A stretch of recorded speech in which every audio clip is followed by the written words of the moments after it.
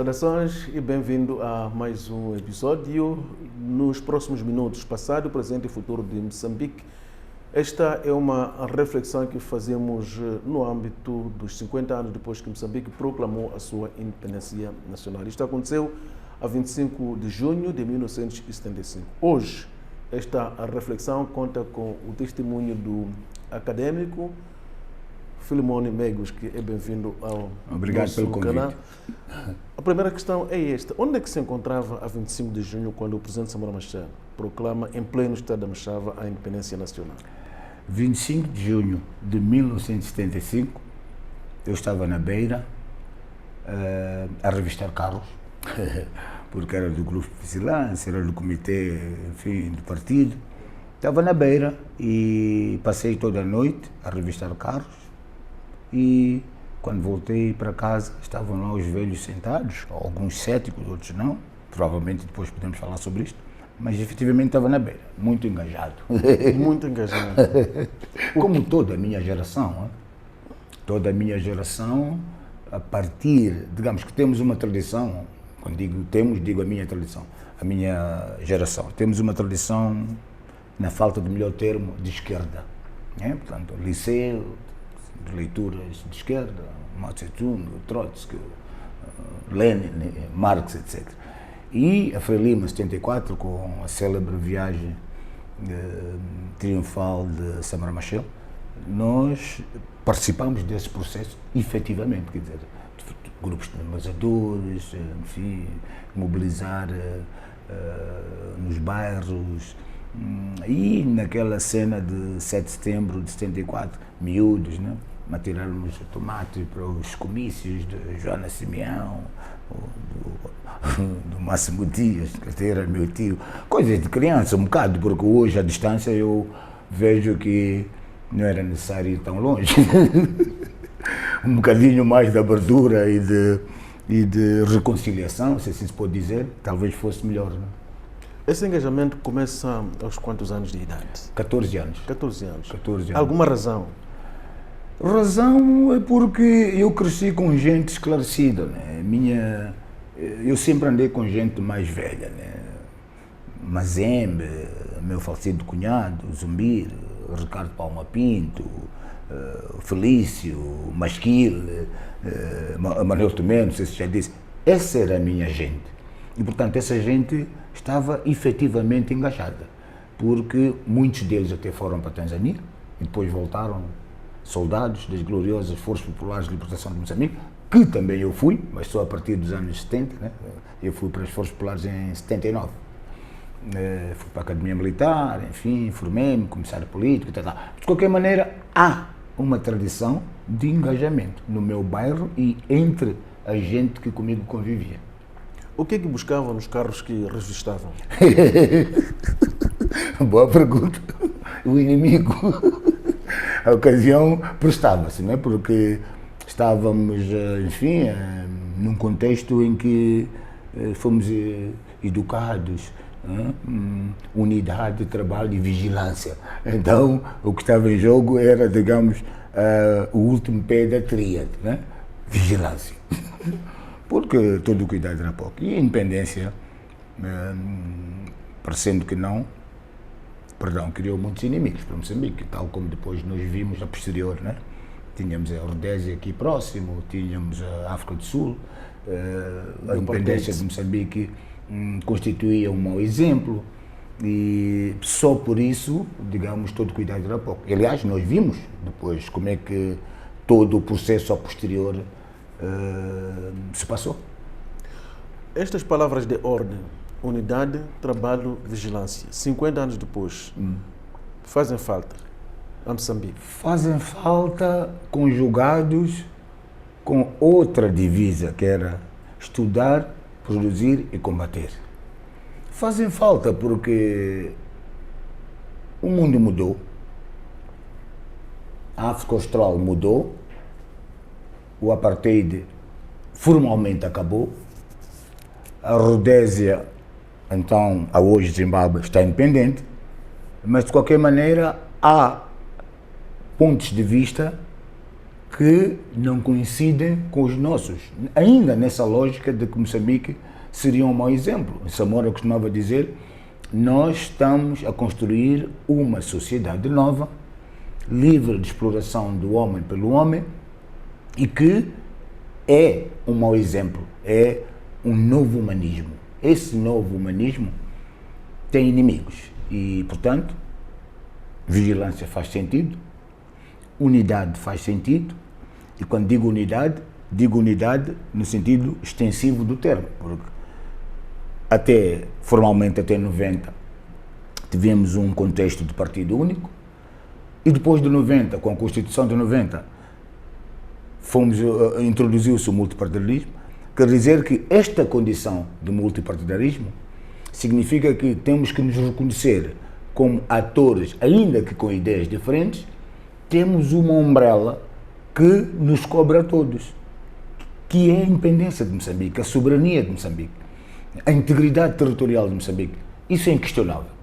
Até deveríamos ter começado a nossa conversa por aí, tipo, para parecermos cientistas. Vamos começar por um axioma: a independência de Moçambique não se questiona. E, portanto, toda a nossa conversa vem nessa base. E, nessa base, serve entendermos que temos uma unidade, temos vamos assim dizer, uma soberania nacional, uma integridade territorial e uma independência por defender. Aí servem, ou pelo menos podemos revisitar, unidade de trabalho e vigilância, estudar, produzir e combater.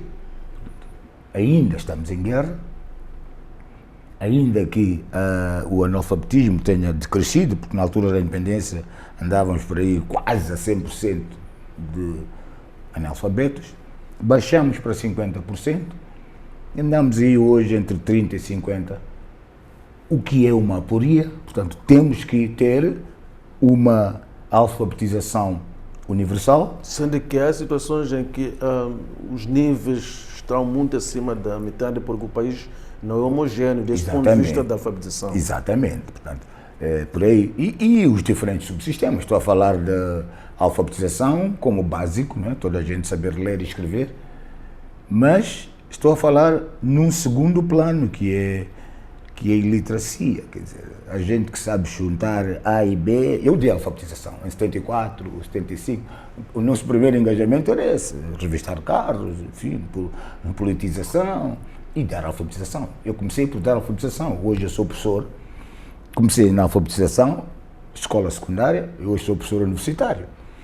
Mas isto vinha a propósito de quê? Vinha a propósito de que a divisa estudar, produzir e combater faz sentido. Portanto, estudar nesse sentido de formarmos pessoas. Isto foi feito um bocado ao longo dos anos, né? Com gente que foi a Cuba e foi a todo sítio. Enfim, aumentamos o índice de pessoas que foram à escola. Produzir, bom, tivemos reveses, enfim, algumas vezes com, enfim, sabotagem, outras vezes com políticas mal escolhidas e outras vezes com a falta de compreensão do que é essa coisa de nós próprios produzirmos para nós, ainda que na nossa Constituição esteja explícito: agricultura.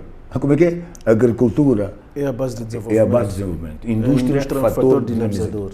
Então, se nós temos todo este país com o feijão do Niassa, com o tomate do Chocwe, o milho também do Niassa, o milho do Niassa e todas essas coisas que não nos chegam, alguma coisa está mal. Quer dizer, temos altos índices de malnutrição ou subnutrição num país que tem 2.800, quase 3.000 quilómetros de costa, temos peixe.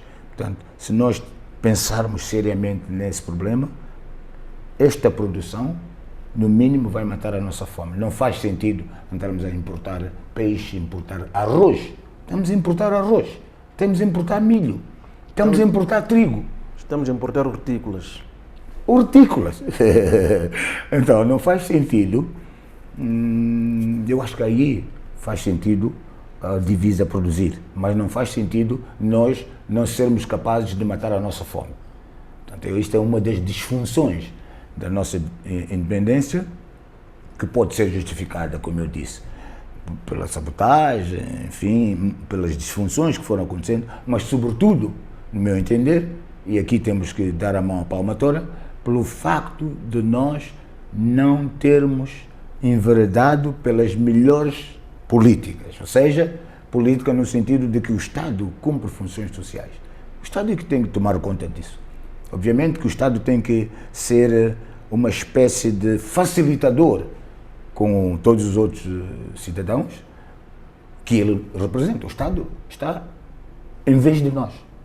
Nós não queremos fome. Então, não querendo fome, o Estado tem que traçar políticas consentâneas com esse caminho de nós não termos fome. Então, produzir já está.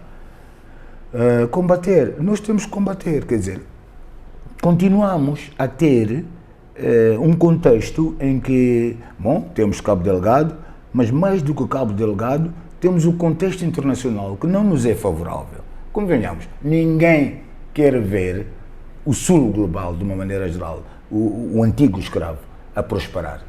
Convenhamos, eu vejo a coisa assim, pela nossa desventura. Portanto, e aí entram variáveis como subalternização da nossa economia, subalternização da nossa maneira de pensar, subalternização enfim, das nossas independências. Há gente que não quer a nossa independência. Eu fico muito triste quando há gente que diz hoje que era melhor o colonialismo. Foi por isso que eu disse que esta conversa deveria começar com um axioma.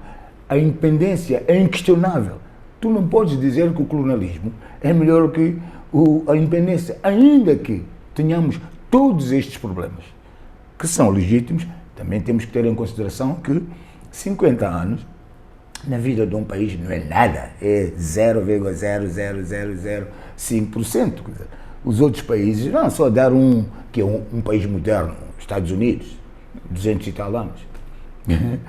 Para não falar de Portugal ou dos países europeus que têm séculos de existência. Nós temos, mas quando digo séculos, séculos mesmo, né? Não é 50 anos, que é meio século. Eu sou mais velho que Moçambique, eu tenho 65 anos. Quem sou eu? Cheio de erros, não sou propriamente um santo. Né? Tenho as minhas diabetes, tenho as minhas disfunções pessoais, há coisas que eu fiz bem, coisas que eu não fiz mal. Por analogia, o país também funciona assim. O país é uma pessoa coletiva. Para além da proclamação da própria independência nacional, quais são outros grandes marcos que registram nestes 50 anos? O facto que também tem a ver, é intrínseco à independência. Primeiro, termos ganho este termo ficou gasto, mas é isso mesmo que eu vou dizer, autoestima. Essa autoestima que nos foi trazida por Samora Machel e na República Popular de Moçambique e que foi reforçada por Armando Emílio Guebuza na sua política. Portanto, se estivemos numa situação de monopartidarismo, entraram outros, para além de que fazer sentido todo este discurso de unidade nacional. Trabalho no sentido de que, bom, nós temos que trabalhar, porque este país é nosso. Ainda que, pronto, muita gente fala de falta de emprego, etc e tal, mas a lógica tem que ser a de trabalhar. E vigilância, e era aí, parece-me que nós estávamos, era que o país, tal como está, com as riquezas que nós temos minerais raros, dos não sei 14 raros, ou dos não sei 20 e tais, nós temos para aí 14. O grafite de Balama é o grafite com o qual Elon Musk conta.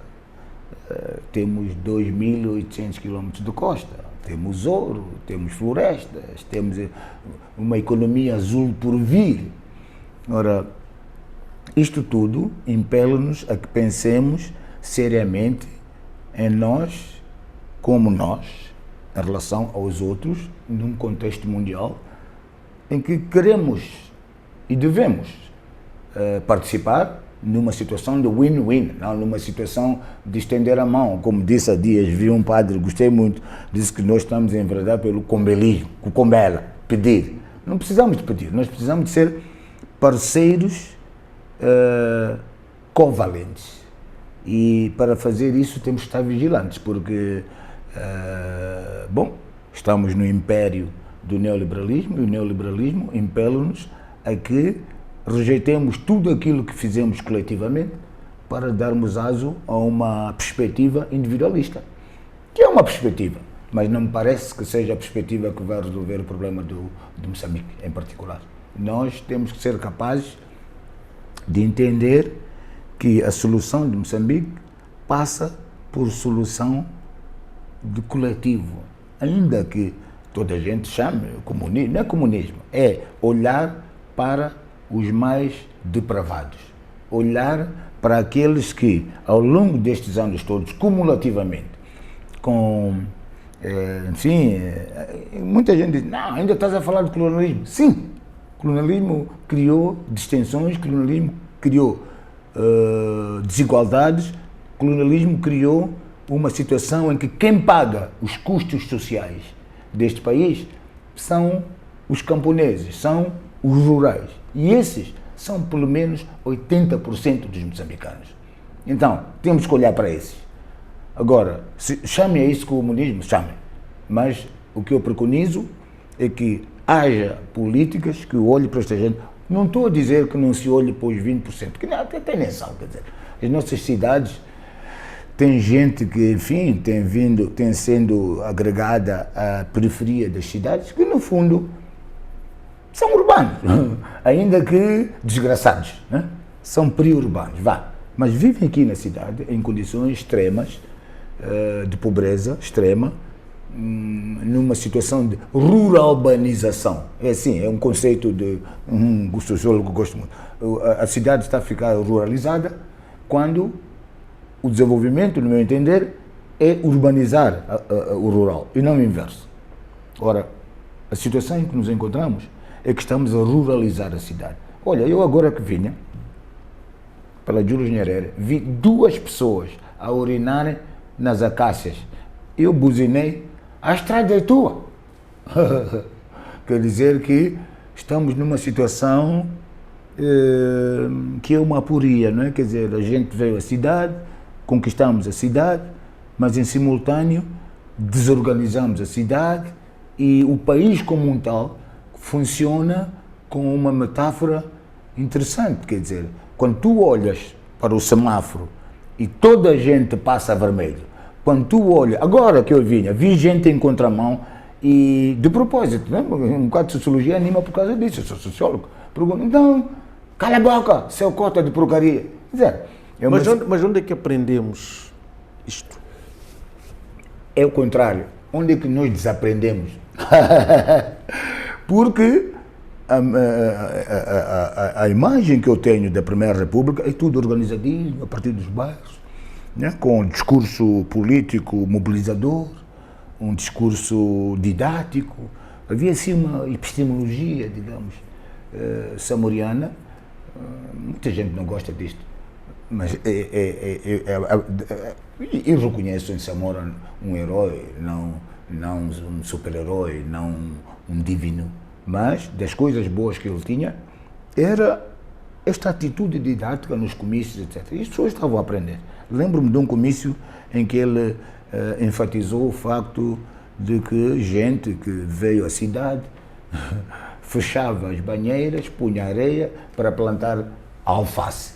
Ele disse isto num comício: banheira não é para plantar alface. E era didático.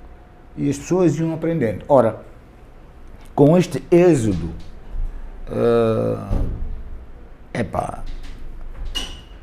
as nossas cidades, esta é uma metáfora que representa muito bem a disfunção que é Moçambique e que é uma pena, porque é muita gente e depois cada vez mais novos, em que as normas são subvertidas, como se fosse um dado adquirido. Urinar nas árvores, Mas essas pessoas vão justificar que não têm por onde o fazer. Exato. Ainda que não tenham onde fazê-lo, não me parece que a solução seja o extremo, como urinar em plena luz do dia numa acácia. Ou ninguém me vai dizer, não, o tráfego está horrível, por isso eu passo a vermelho. Não, isso é antinorma. E antinorma pode constituir desastre, porque o normal é o verde para passar e o vermelho para parar. Então, quando tu vês alguém que normalmente passa no semáforo a vermelho, alguma coisa vai mal. Quer dizer que a norma deixou de ser norma. E isto estendido na universalidade do país é muito mau. Começam a emergir vozes defendendo que a norma só volta para Moçambique com uma liderança ditadura. Ditadura benevolente. De que lado é que o Bolsonaro está? Eu penso assim também.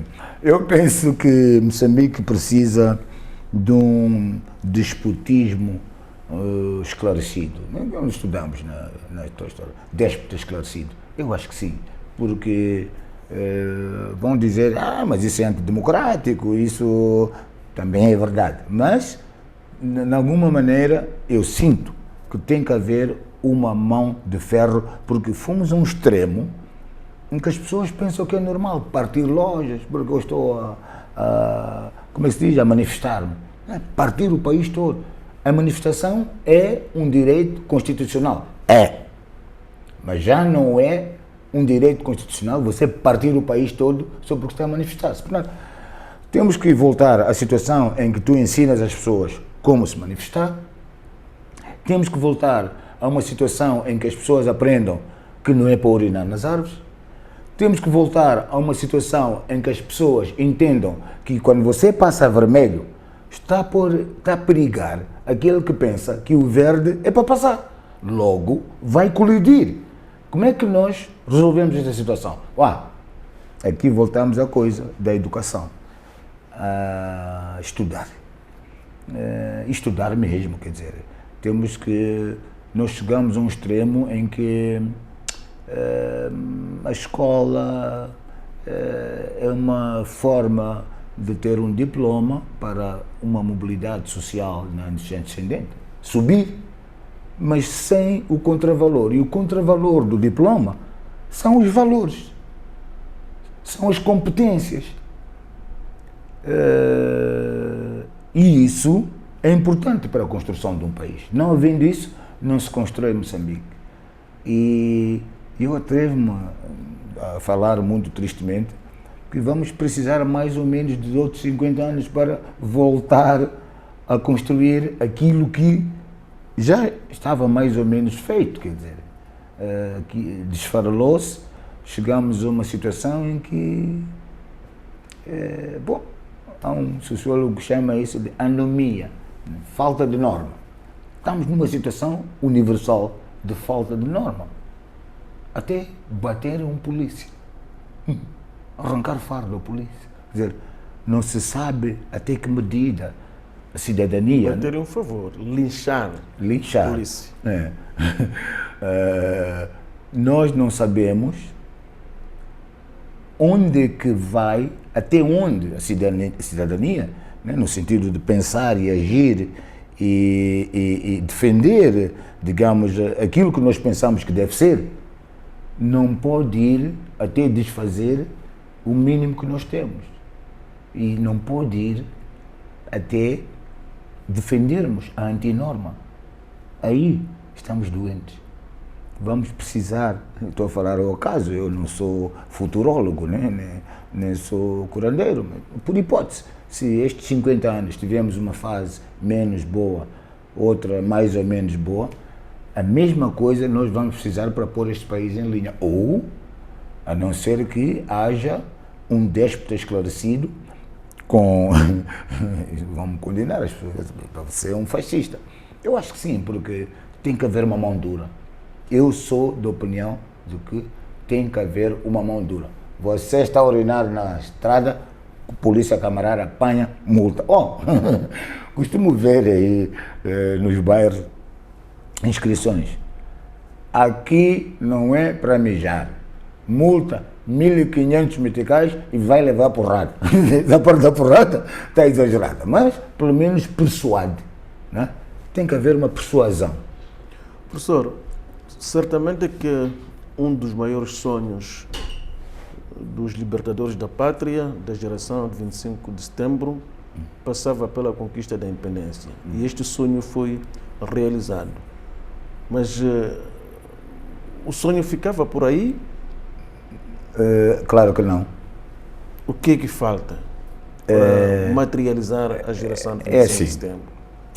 Na Constituição de 1975, já não me recordo se era o artigo 3 ou 5, num destes artigos vinha claro: a Frelimo é a força dirigente do Estado e da sociedade.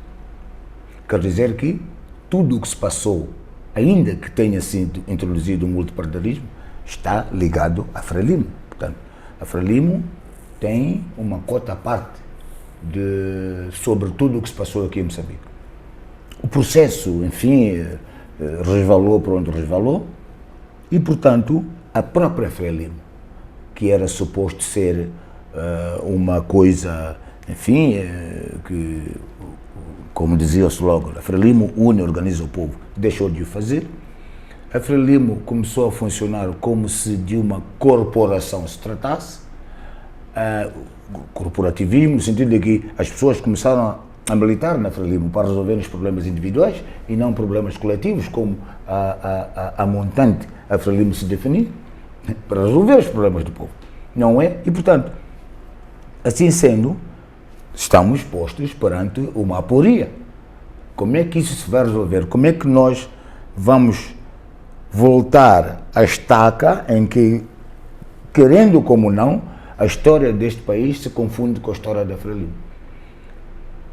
Como é que tu vais juntar uma força que supostamente era aquela que deveria dirigir todo o processo? Essa mesma força se degenerou a uma degenerescência que vai ancorar-se a uma situação de corporativismo. Qual era a tua pergunta mesmo? Perguntava se a conquista da independência nacional, portanto, resumindo, materializa em pleno aquilo que foi o sonho não materializa, mas não nos esqueçamos do axioma a que eu fiz referência, a partir do qual nós deveríamos ter começado esta pergunta. É inquestionável a independência, mas também é questionável onde essa independência vinda da montante de onde veio toda a luta libertária dos moçambicanos, para onde foi desaguar. Portanto, não chegou quando o mar, o rio da independência se espraiou no Índico, não se espraiou no Luabo, não se espraiou da mesma forma para todos. Esse é o desafio grande que Moçambique tem, com multipartidarismo, enfim, com políticas corretas, mas que haja um entendimento global, porque isto é uma situação de partidocracia. A sociedade civil aqui, funciona mais ou menos, mas o problema aqui são os partidos. Os partidos têm que ser suficientemente fortes, suficientemente nacionalistas, suficientemente inteligentes, suficientemente independentes para não estarem apegados a agendas exógenas a Moçambique, mas efetivamente pensarmos em Moçambique como uma situação concreta que se deve desenvolver, que deve ser independente, que deve ser íntegra do ponto de vista territorial e que deve manter esta autoestima que nos foi ensinado ao longo destes 50 anos. Não podemos andar a ser perenamente, como disse outro padre, esqueço-me do nome, a pedir. Quer dizer, nós temos condições para sermos nós próprios, com todo o orgulho e com toda a perspectiva nossa. Então, moral da história, a independência não chegou do mesmo modo para todos e ainda que ela seja independência como tal, esta perspectiva corporativista de partido para resolver problemas está a trazer problemas, está a segmentar a cadeia. Como é que isto nasce? Eu penso que nasce um bocado na lógica do neoliberalismo, né? Quer dizer, quando caiu o Muro de Berlim e começa, digamos, o neoliberalismo, né? Diminuir o papel do Estado, e na condição disso, Frei Lima era um partido do Estado, diminuir isso, diminuir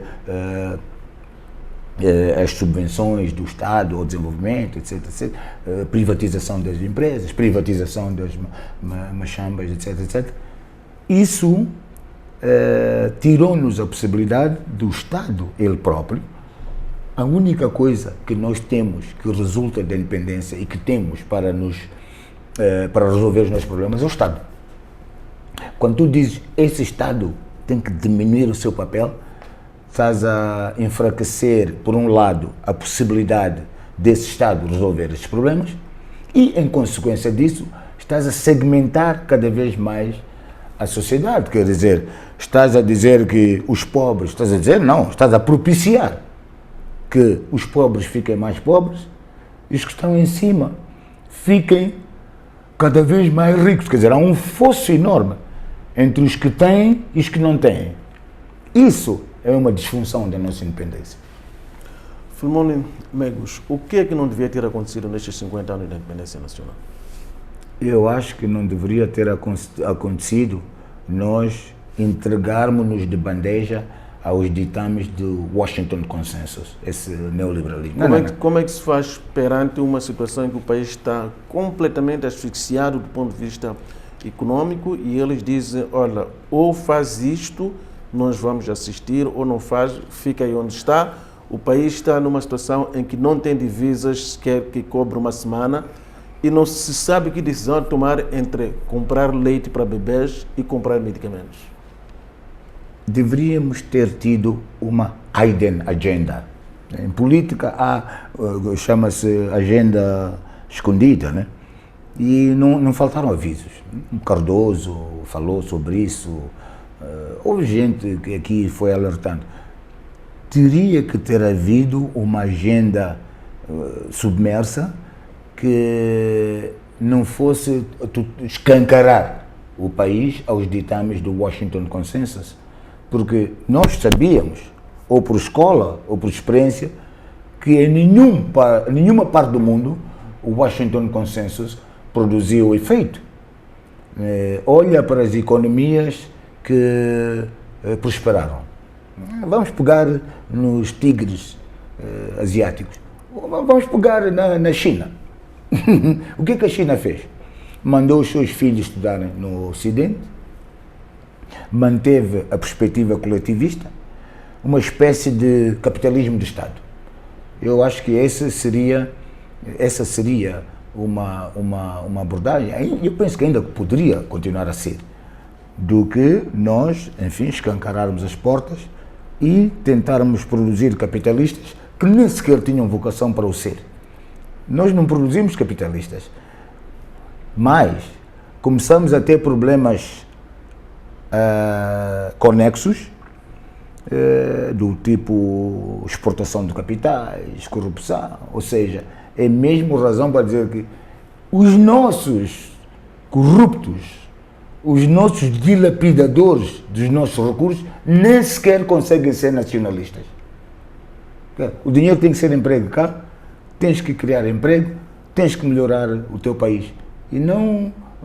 É um bocado caricato, né? Olha para a cena do Mobutu, olha para a cena de Angola. O dinheiro está lá fora, as pessoas morrem.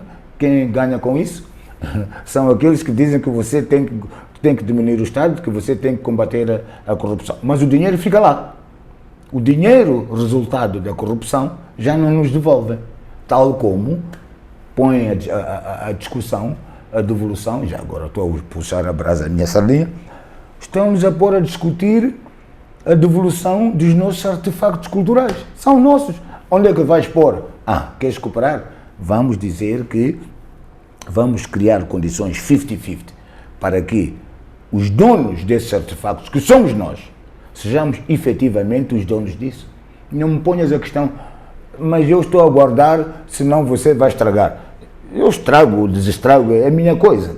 Estou um bocado a ir para o extremo, mas se o mundo é efetivamente justo, se nós queremos relações equitativas, tem que haver uma situação em que há efetivamente uma ajuda, e não uma ajuda, como se diz, uma ajuda condicionada, né? Tied aid. Não, eu não aceito.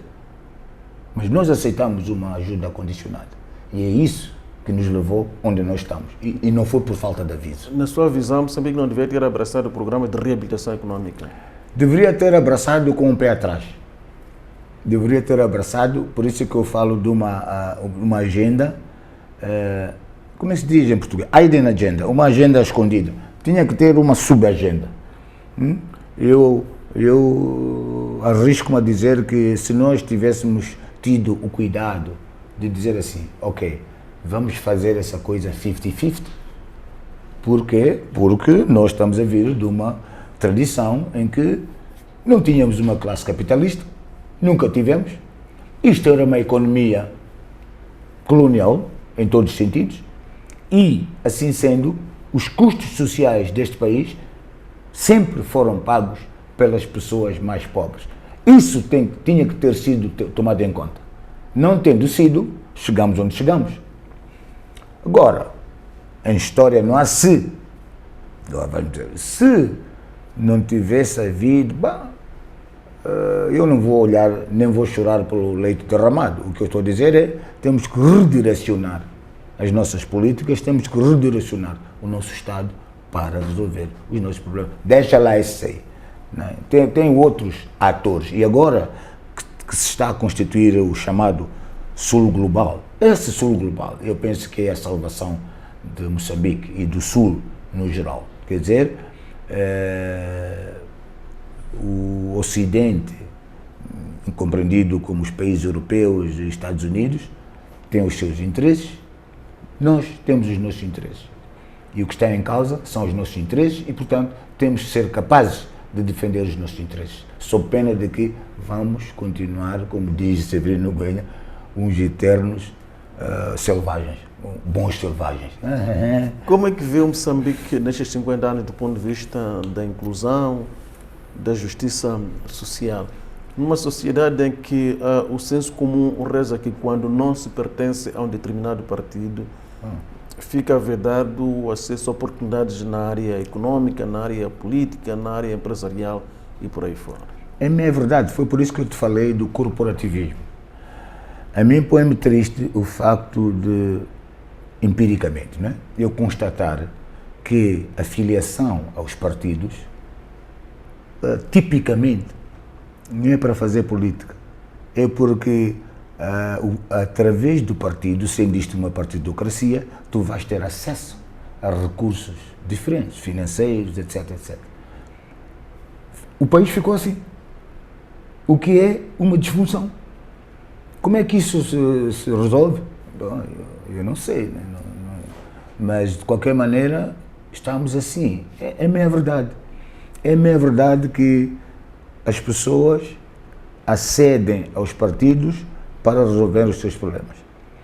Também é meia verdade que há gente honesta, gente boa nos diferentes partidos. Eu acho que a solução é uma coligação entre essa gente boa e que tenha como visão pátria, a soberania, a integridade territorial de Moçambique. Tem que haver uma coligação de gente boa, gente proba. Filomeno Megos, em busca de solução para vários problemas que aqui enumera, haveria de recomendar uma alternância política? Quem fala da alternância é o povo. Eu estou a falar em pacto de regime. Significa que, por exemplo, eu participei na Agenda 2025. Nós temos que ter uma visão que seja comum, contra a qual não haja argumento. Seja partido A ou partido B, há coisas básicas que nós temos que seguir.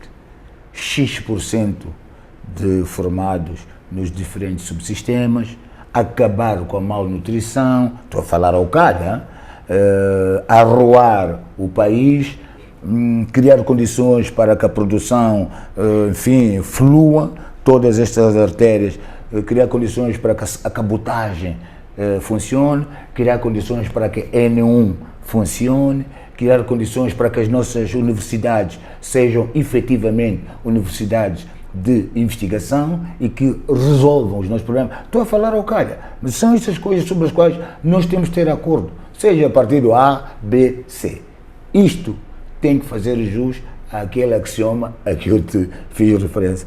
Não se discute independência de Moçambique, soberania, integridade territorial, independência nacional. Independência é isso. Em duas palavras, quais são as grandes ameaças que identifica para Moçambique 50 anos depois da independência nacional? São os apetites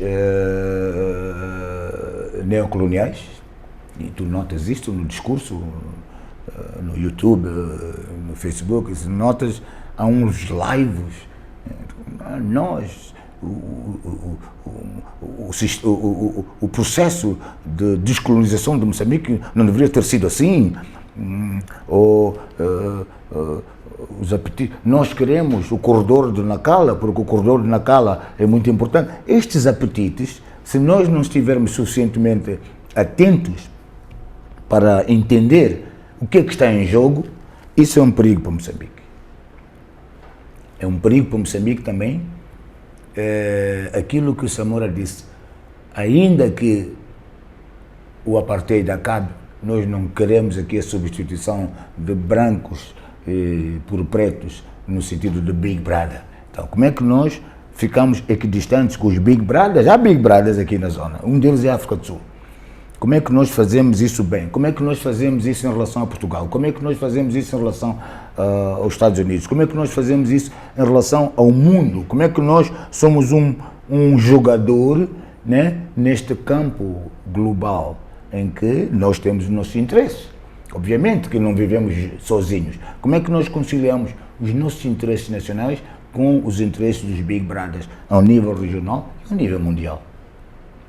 Filomeno Megos, Moçambique proclama a sua independência nacional em 1975, eventualmente tenha tido uma paz efetiva por um período muito curto, cerca de 2 anos. Também é verdade. Logo a seguir foi a Guerra dos 16 anos, que durou quase o dobro do tempo que durou a luta de libertação nacional. Hoje celebramos os 50 anos, temos terrorismo, portanto, na província de Cabo Delgado e também na periferia. Sim.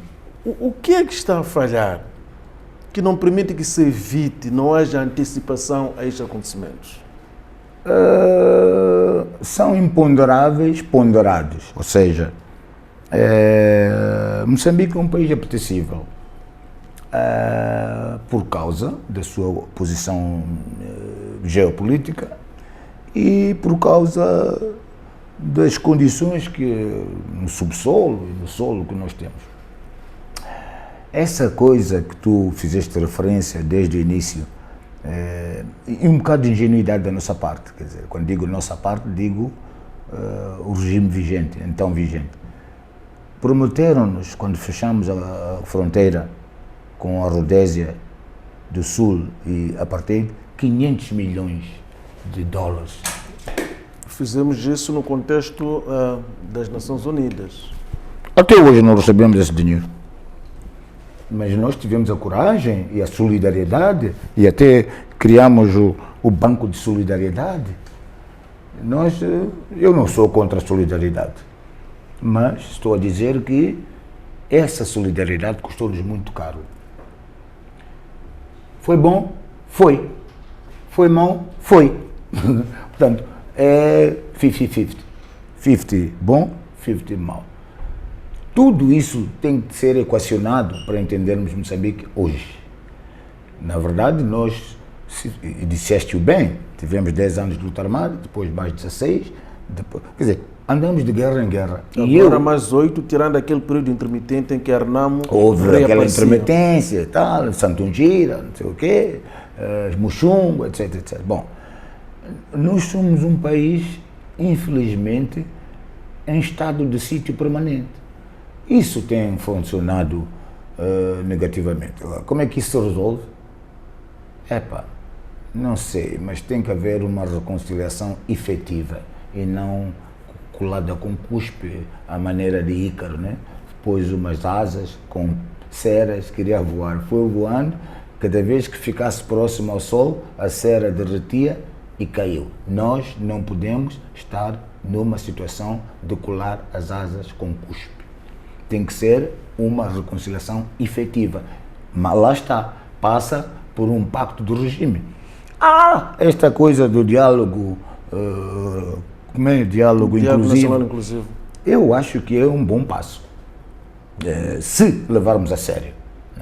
Para ir lá, com atores efetivos que representem os diferentes segmentos, os diferentes interesses da sociedade moçambicana e chegarmos a uma situação de consenso, uma situação de pacto de regime com desenho de cenários à moda que se fez com a Agenda 2025, que foi deixada na gaveta e eu participei dessa agenda. E hoje vejo muito triste que estamos no pior cenário. Quer dizer que nós não tomamos em conta a escola. E quando digo escola, digo aquilo que se aprende e que pode ser útil à sociedade. A Agenda 2025 foi o ponto máximo de Future Studies, como é, estudos de futuro, futuristas, e que estudamos, pões ali peritos, gente estudou, e foi deixada assim, não serviu de nada.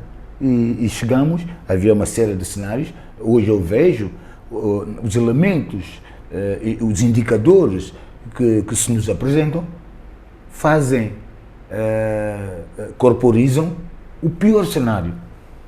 Estamos no pior cenário. Guerra voltou, pobreza está a aumentar, o país está mais ou menos prestes, ou pelo menos está em vias, ou pelo menos está suscetível à divisão, porque Cabo Delgado está a ficar cada vez mais longe.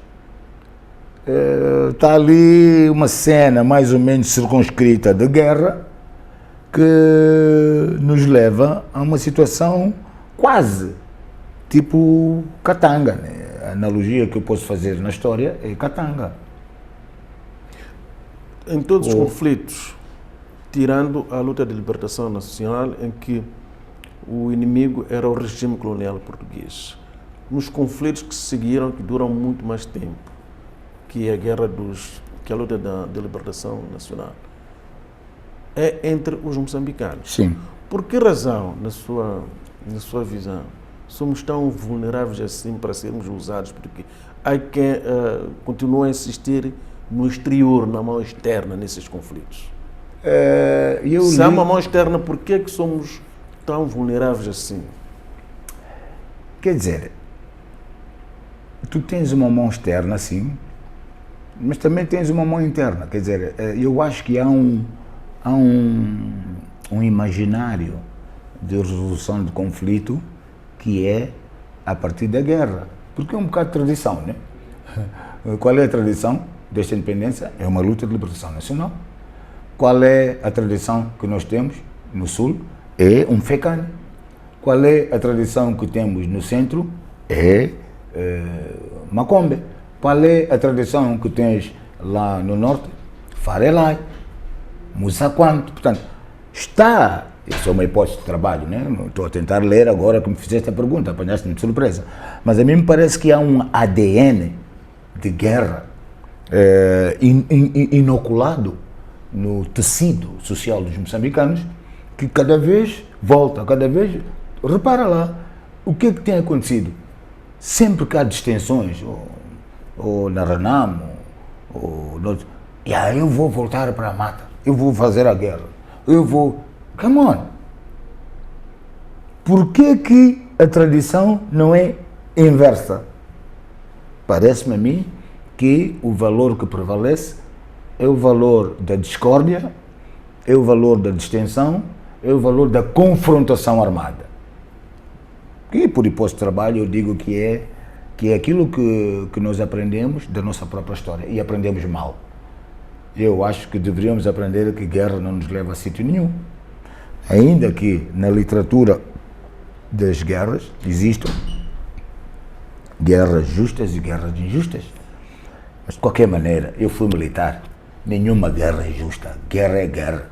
Morre gente, espatifas o país, espatifas as poucas infraestruturas que temos, espatifas os nossos meios, enfim, tens população deslocada, tens uma situação de precariedade social que resulta da guerra. Logo, a guerra não é boa.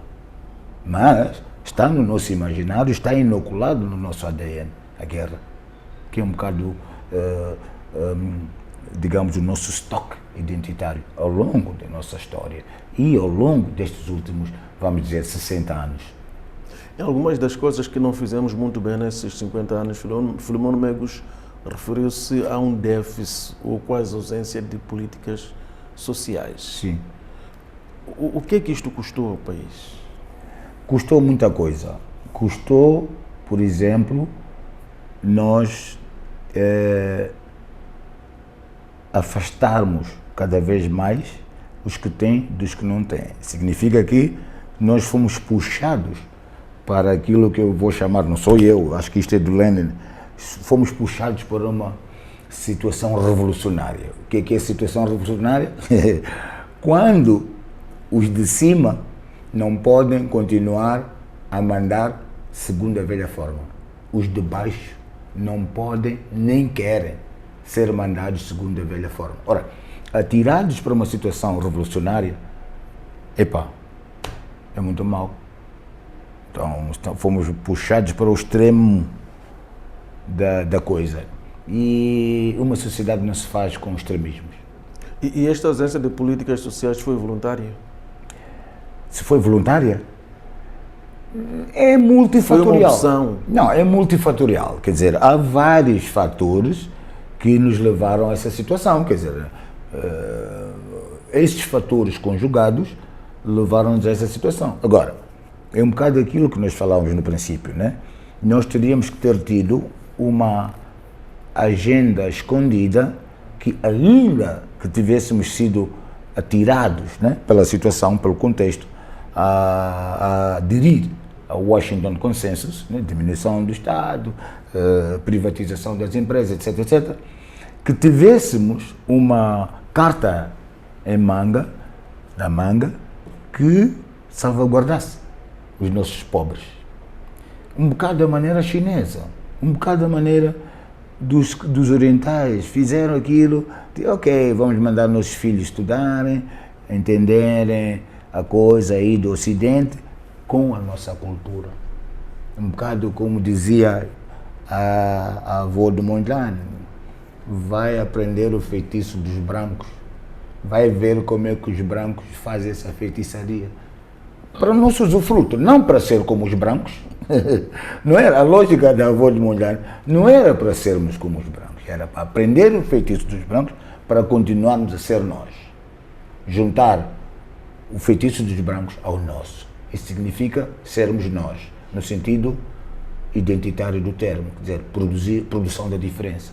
Nós somos diferentes e essa diferença não nos impede de estarmos no mundo com os outros, mas nós não somos os outros, nós somos os outros. Ou seja, nós somos a alteridade, nós somos aquilo que é de diferente dos outros, porque temos interesses distintos. Quando Moçambique proclama a sua independência nacional, Eduardo Mondlane fez falta. Por outro lado, quando o presidente Samora Machel morre naquele trágico acontecimento de Burzine, fez falta a Moçambique. Estamos a falar de duas figuras. Sem dúvida. Cada um à sua maneira, não é?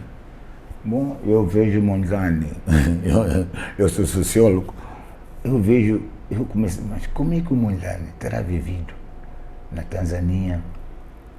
Como é que ele integrou todo este movimento? Patriotismo, né? O afã de querer uma pátria, uma soberania. O problema que Mondlane se colocou é a educação. Tu lês Lutar por Moçambique, tu vês que ele estava muito preocupado com a educação, formação e com os intelectuais. Há um capítulo ao qual ele chama a revolta dos intelectuais. Ele estava muito preocupado. Na página 35, não sei de cor quase, ele fala a revolta dos intelectuais. Portanto, ele estava preocupado com isso. Samora estava preocupado com a criação do Estado educação das pessoas para fazerem parte desse processo de construção de Moçambique, aquilo que Ng'uenha e a Joana Simeão chamam de moçambicanização. Luís de Brito chama de nacionalização. Ok, Samora fez-lo muito bem. Com as disfunções que havia, também Mondlane encontrou as disfunções que havia. Chissano fez uma coisa interessante que foi entender. Eu lembro-me que na altura ele fez uma auscultação ao país sobre se a guerra deveria ou não acabar. A resposta foi não, que não deveria acabar. Ele acabou. Portanto, um bocado de visão, né, aquela discussão da personalidade e do coletivo na história, o papel da personalidade. Ele fez-lo muito bem.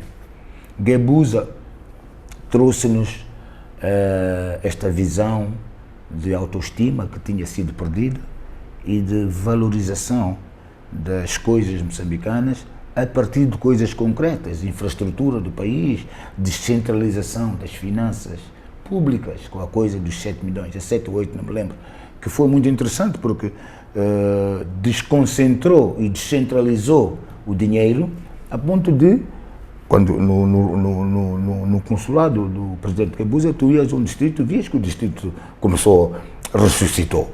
Né? Ressuscitou. Bom, o presidente Nyusi fez